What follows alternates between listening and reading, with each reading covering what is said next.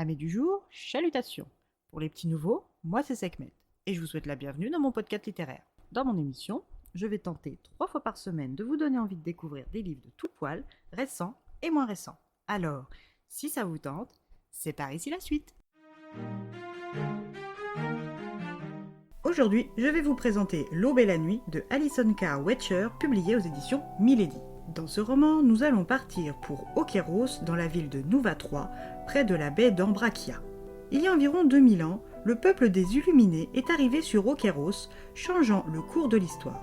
Ayant un faible taux de reproduction, les Illuminés se sont croisés avec des sorcières, des vampires et des métamorphes, engendrant le monde en paix actuel. Mais cette paix apparente a un prix. Les Illuminés, dont on ignore encore aujourd'hui l'origine, contrôlent et développent le seul armement autorisé sur Okeros, possèdent de puissantes organisations financières et sécuritaires, les mettant à l'abri de toute éventuelle rébellion. Ils se considèrent comme une oligarchie bienveillante, mais sont plus proches de la mafia humaine que d'autres choses, car de nombreux criminels se trouvent bien au chaud dans leur rang. Les Illuminés sont de rang supérieur, et tous les autres ne se mélangent plus depuis longtemps avec les descendants des ordres inférieurs et encore moins avec des humains. C'est dans ce monde que nous rencontrons Arlo Andromeda Crane, sorcière de 25 ans. Fille de Aurelia Crane et Selene Crane, elle est la sœur de Thea, les jumelles Méline et Indigo, et de Lakin. Arlo est encore une sorcière sans véritable pouvoir. Sa magie ne s'est pas encore manifestée. Elle est en revanche bien connue sur le site People, section 7, pour sa relation passée avec un humain, un certain Max Easton, le fils du puissant magnat de la technologie et nouveau stratège média de l'Hymen Publishing Group.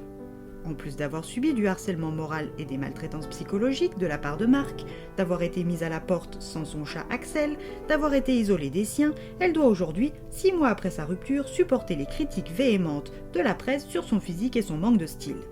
Arlabo est une jeune femme forte, elle commence à voir les limites arriver.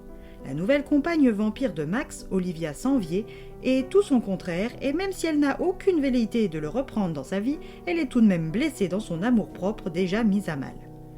Heureusement pour elle, 6 sorcières aimantes l'entourent, sans concession, et lui ont pardonné sa naïveté et son entêtement passé. Elle travaille de nouveau dans la librairie familiale. Ses mères sont les maîtresses du commerce des livres ésotériques rares, les paragons de l'ordre des mystères et des membres du Haut Conseil des sorcières. Elle possède la librairie Les Monas dans le quartier des Antiquaires. Ce quartier est une institution de la ville Nouva-3 et surtout une institution sorcière. Toute personne qui s'intéresse aux magies anciennes y est comme un poinçon dans l'eau. Les Crane possèdent l'immeuble de 5 étages qui abrite leur maison familiale et leur commerce depuis bientôt 500 ans. Dans la boutique s'étend jusqu'au plafond à 4 mètres de hauteur des bibliothèques écrues, un escalier imposant qui permet aux clients d'accéder aux 2 premiers étages, un plafond agrémenté de peintures à l'huile et dorures représentant les cieux et les lunes jumelles d'Okeros, ce qui termine à la perfection le décor. Pour Arlo, les Momas sont son havre de paix, son vrai foyer, et malgré ça, elle refuse encore de revenir y vivre avec son clan. Elle préfère être de temps en temps seule avec elle-même et ses idées noires. C'est pour ça qu'elle habite dans un appartement au charme de l'ancien avec une vue imprenable sur la baie. Théa, sa sœur aînée, est une restauratrice de génie et Arls a le plaisir de la regarder travailler pendant qu'elle répertorie soigneusement tous les ouvrages restaurés. Arlo commence à voir la lumière au bout de son tunnel, mais aime encore se complaire dans sa tristesse, ce qui ne manque pas d'inquiéter sa famille. Selene aime profondément sa fille et ne souhaite que le meilleur pour elle, même si elle ne l'exprime pas toujours avec tact. Elle lui propose de participer à la saison. La saison permet aux membres des différents ordres, de la nuit, des mystères et des masques, de s'apparier. Un peu comme le faisaient les humains, qui ont arrêté depuis, la saison se compose de fêtes organisées dans le but, plus ou moins unique, de trouver un ou une partenaire et si possible avec un avantage social ou financier en bonus. Arlo déteste l'idée de devoir participer à ce genre d'événement, même si elle sait que ses mères se sont rencontrées par ce biais et qu'en plus d'avoir obtenu de bons avantages mutuels, elles filent le parfait amour depuis plusieurs siècles. Aurelia ne veut pas la forcer, ni elle ni ses sœurs d'ailleurs. Mais si elle leur propose cette année d'y participer, c'est que l'enjeu est différent. Les Illuminés veulent racheter le quartier des Antiquaires, l'ordre de la nuit prend de plus en plus de pouvoir et l'ordre des masques ne se mouille pas. L'ordre des mystères ne va plus pouvoir résister longtemps sans alliés puissants. Les Illuminés rencontrent encore une fois des difficultés à produire de nouvelles générations et aimeraient augmenter leurs chances en s'appariant avec des sorcières. Les filles Crane sont tout en haut de la liste des meilleures prétendantes. Théa est déjà sous le charme d'un certain Alaric Valarius, le fils de l'archi-chancelière, alors sa participation est acquise. Les jumelles gérantes des réseaux sociaux familiaux sont elles aussi ravies de participer, tout comme la cadette Lakine qui, à défaut de vouloir trouver l'amour, aimerait se faire des amis. Avant de se décider, Arlo veut savoir qui est l'élu des Illuminés.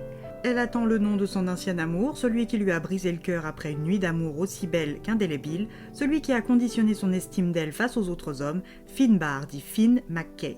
Récemment rentré de Nea Sterlis avec 2 diplômes en poche, il est le fils d'une des familles les plus puissantes et les plus craintes. Si elle veut éviter à l'une de ses plus jeunes sœurs de souffrir comme elle va devoir être celle qui s'appariera avec Finn.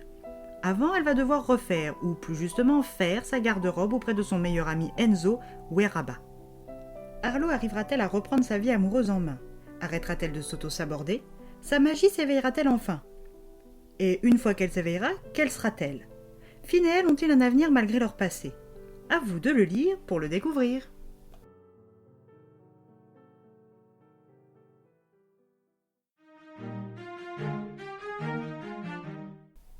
Un livre dans lequel on n'a pas le temps de s'ennuyer, une plume agréable avec des personnages auxquels on s'attache plutôt vite et bien.